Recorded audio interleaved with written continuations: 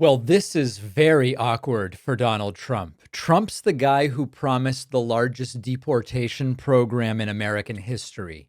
He's deporting way fewer people than Barack Obama, and it's reportedly driving him insane. Now, this is the type of story where I should upfront disclaim I don't think mass deportation is a mark of success.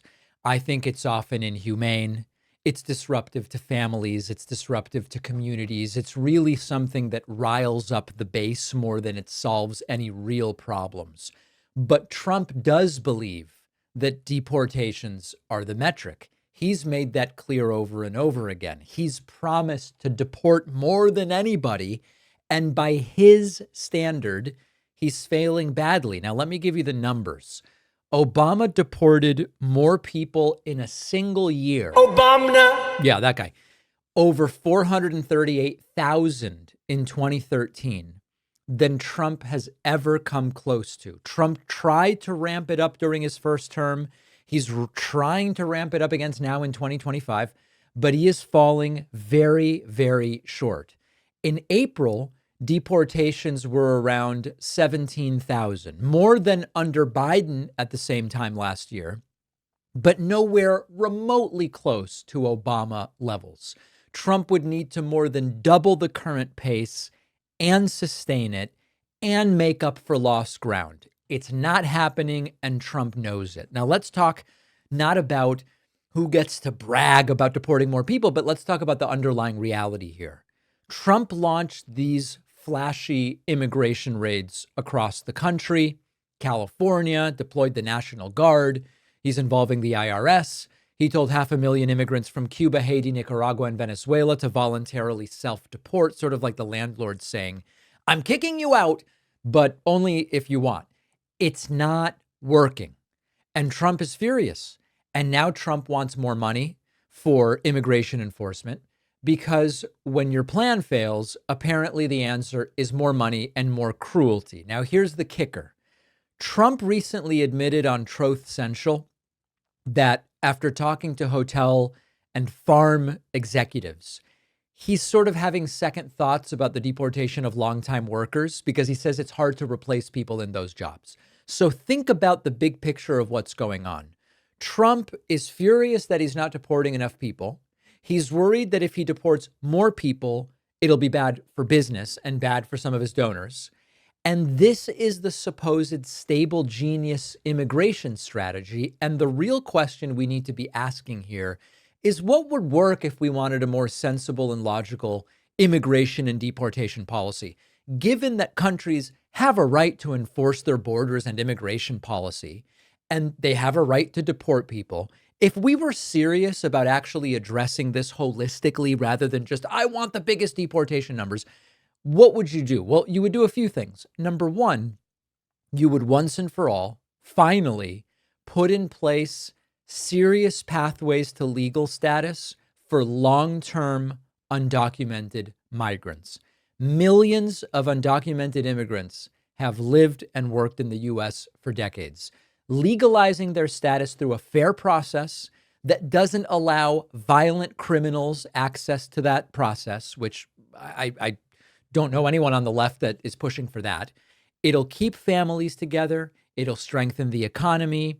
It'll reduce the fear that is palpable in immigrant communities. Trump doesn't want to do that. Number two, streamline legal immigration. We have such a backlog for visas and green cards that the bureaucratic nightmare encourages people to do it illegally. If you speed up the process, raise the caps, make the system more user-friendly, you'll reduce the incentive for illegal crossings. Three, target the smugglers and the traffickers. Don't go after the workers and the families. Focus on enforcement on organized crime and human trafficking, not the day laborers and the parents dropping kids off at school. It's smarter, it's safer, it's also more effective. Number four, you got to rebuild trust with local law enforcement because when you use the aggressive tactics of Trump, you make cities less safe because immigrants stop reporting crimes. Community policing models are something to look at. Number five, we've got to deal with the root causes abroad. As I've said before, people don't flee their homes for fun.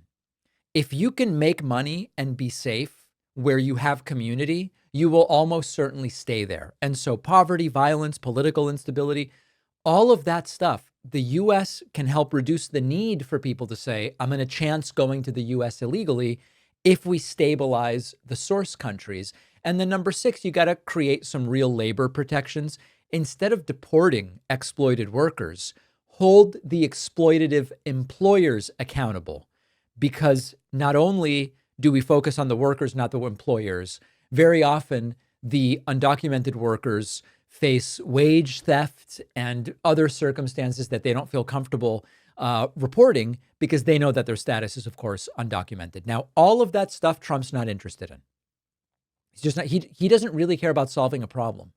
He wants outrage, fear, and performance. So he wants to create a crisis, point fingers, fundraise, or ask for accolades. He promised the base mass deportations. He bragged that Biden had open borders, and he can't even out-deport Obama. So instead of more raids and more guards and more bad ideas, try something humane and sane that will work. But that's not going to make as good of a Truth Social post, is it?